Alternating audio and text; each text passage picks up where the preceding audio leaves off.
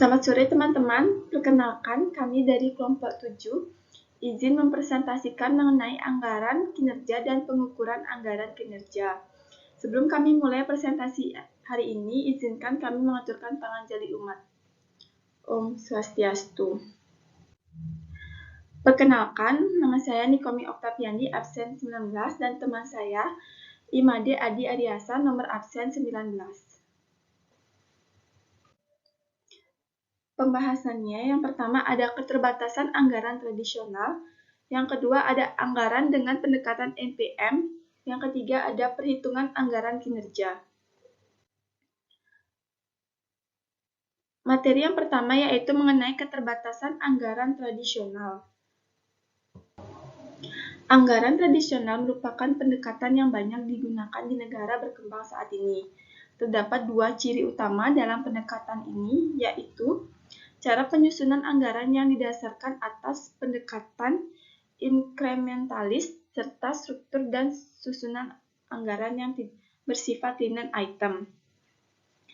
Ciri lain yang melekat pada pendekatan anggaran tradisional tersebut adalah cenderung sentralistis, bersifat spesifik, tahunan, dan menggunakan prinsip anggaran bruto. Maka dari itu, pendekatan anggaran tradisional tidak mampu mengungkapkan dasarnya dana yang dikeluarkan untuk setiap kegiatan, dan anggaran tradisional gagal dalam memberikan informasi tentang besarnya rencana kegiatan.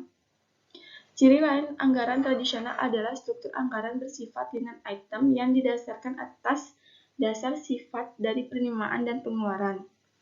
Penyusunan anggaran dapat menggunakan struktur line item dilandasi alasan adanya orientasi sistem anggaran yang dimaksud untuk mengontrol pengeluaran.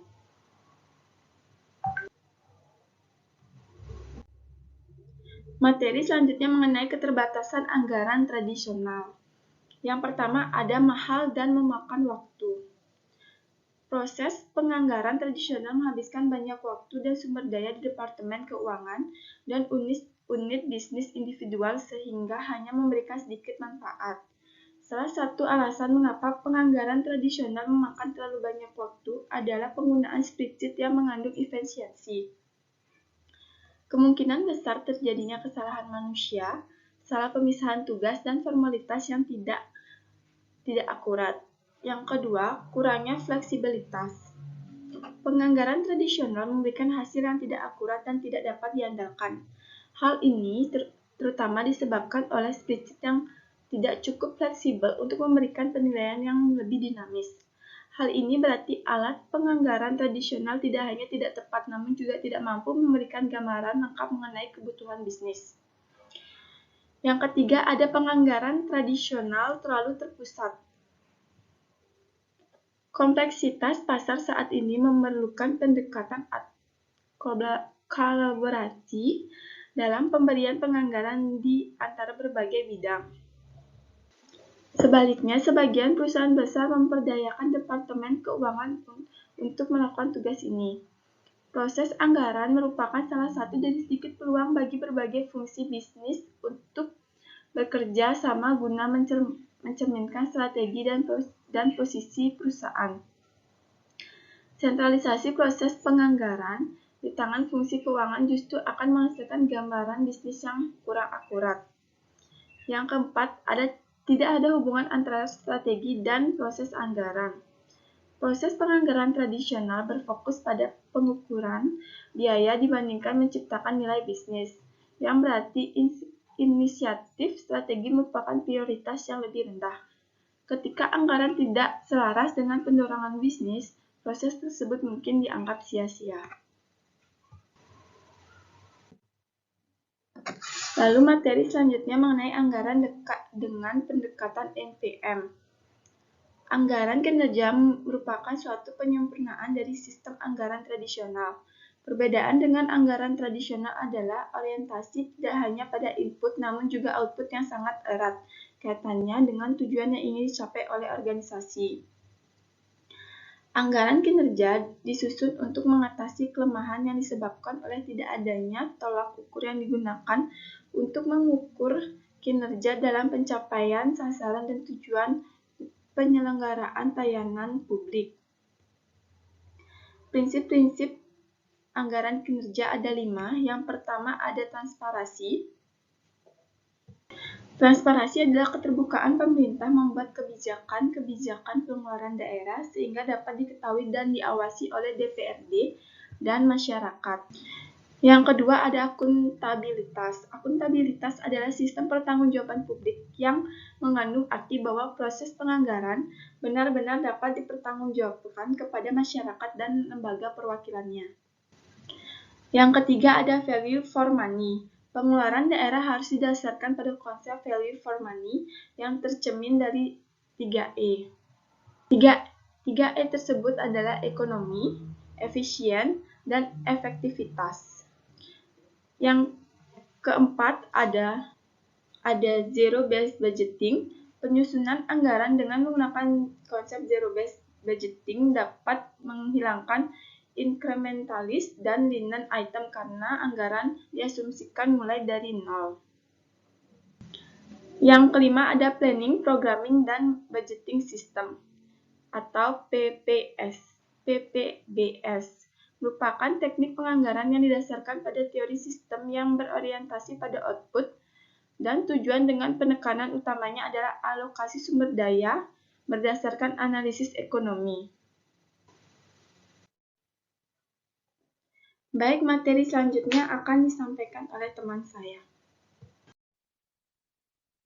Baik, terima kasih atas waktu yang telah diberikan. Di sini saya akan menjelaskan perbedaan antara anggaran tradisional dengan anggaran berbasis pendekatan ataupun New Public Management. Pertama, di sini saya memiliki dua bagian, yaitu anggaran tradisional dengan New Public Management. Perbedaan pertama dari anggaran tradisional yaitu sentralisasi, prioritas pada input, tidak terikat dengan perencanaan jangka panjang, line item dan batasan departemen yang kaku, prinsip anggaran bruto bersifat tahunan dan spesifik.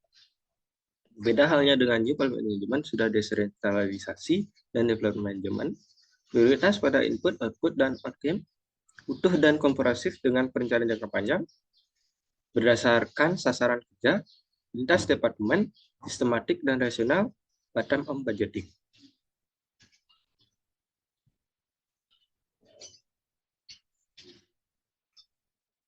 Baik, materi selanjutnya adalah perhitungan anggaran kinerja rumah sakit dengan line item budgeting per unit.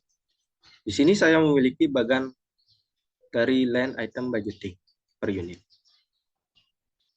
Unit kerja meliputi rawat jalan, rawat inap, UGD, administrasi, dan laboratorium, farmasi, dan penunjang lain, medikal lainnya. Di sini saya memiliki data 2007 dan 2008. 2007, rawat jalan memiliki budget 200 juta dan 2008 naik menjadi 210 juta. Naiknya yaitu 5%.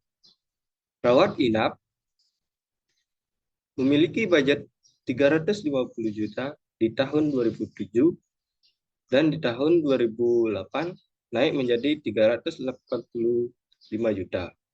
Naik 10%. UGD memiliki budget 130 juta di tahun 2007.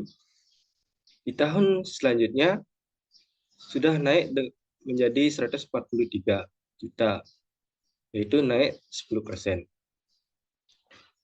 Di administrasi memiliki budgeting 20 juta di tahun 2007. Selanjutnya di tahun 2008 naik menjadi 24 juta, naik 20%. Selanjutnya adalah laboratorium medik memiliki budget 500 juta, naik menjadi 550 juta di tahun 2008, naik dari anggaran tersebut 10%. Farmasi memiliki budget 700 juta di tahun 2007, di tahun 2008 naik 770 juta, ataupun naik 10%. Selanjutnya, penunjang medik lain dari anggaran 300 juta menjadi 345 juta di tahun 2008, ataupun naik 5%.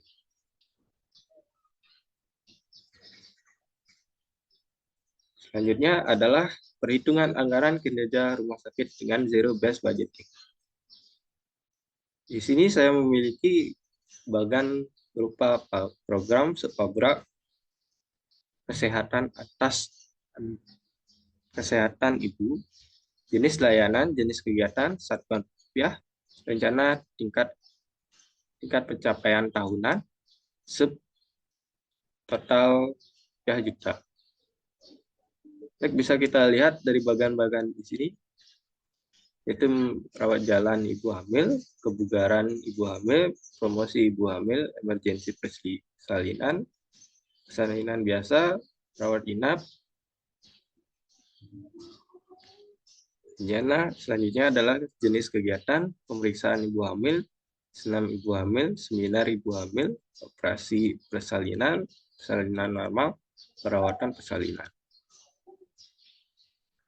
Jadi kita lihat di sini yaitu bagannya, satuan rupiahnya yaitu 150.000, 250.000, 1 juta, 10 juta, 3 juta, dan 1 juta. Rencana tingkat pasien yaitu 15.000 untuk senam 30 kali, promosi ibu hamil 12 kali ataupun seminar hamil sekali. Emergensi persalinan 1.000 pasien, persalinan biasa 14%, rawat inap persalinan 15%. Materi selanjutnya yaitu sesi diskusi.